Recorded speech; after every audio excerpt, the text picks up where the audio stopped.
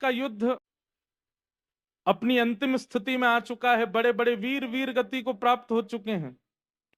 दुर्योधन और भीम के बीच में युद्ध चल रहा है। तभी भीम ने अपने प्रचंड गदा का प्रहार दुर्योधन की जंघा पर किया और महाभारत का युद्ध पांडव जीत गए। हम सूक्ष्म में थोड़ी बात कह दें।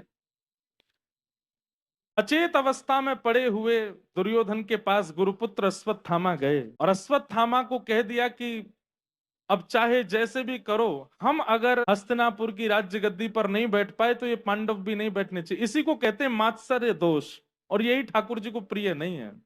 हमने पहले दिन भी आपसे निवेदन किया था कि ठाकुर जी अन्य दोषों को इतना चिंतन नहीं करते, लेकिन अगर जीवन में मात्सर्य दोष है तो ठाकुर जी बचते हैं ऐसे वैष्णवों से या ऐसे भक्त से जिसके चित्त में किंचित मात्सर्य है, ईर्ष्या है। दुर्योधन कहता है कि जिस गद्दी पर हम नहीं बैठ पाए, ये पांडव भी नहीं बैठने चाहिए। अब चाहे छल से बल से कैसे भी करके इनका वध करो।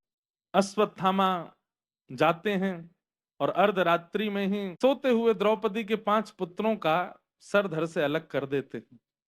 पूज्य महाराज जी की कथा में एक प्रसंग सुना था कि गुरु किसको चयन करना चाहिए, यह भी एक विशेष बात है। कई लोग अश्वत्थामा की तरह होते हैं। अश्वत्थामा ने क्या किया, बोले वो विचार करने लगा कि कैसे मारूं। तभी उसने देखा कि एक वृक्ष के ऊपर एक घोंसले में छोटे छोटे नवजात बालक थे पक्षी के।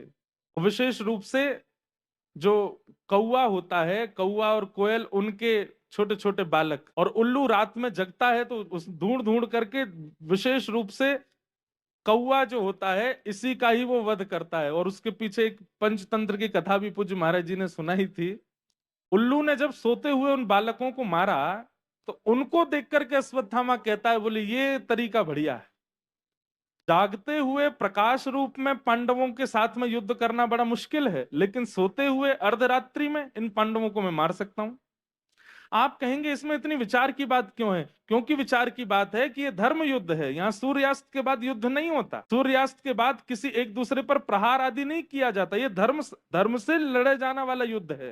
अर्धरात्रि में अश्वत्थामा गए, लेकिन भगवान पांडवों को लेकर के हंस दर्शन करने के लिए गए। सोते हुए द्रौपदी के 5 पुत्र वहीं थे। अश्वत्थामा ने आकर के अंधेरे के कारण पहचान नहीं पाया, 5 पुत्रों का वध कर दिया। ले जाकर के उनके शीश जब दुर्योधन को दिखाए हैं, दुर्योधन बोले, अरे ये तैने कहा कियो,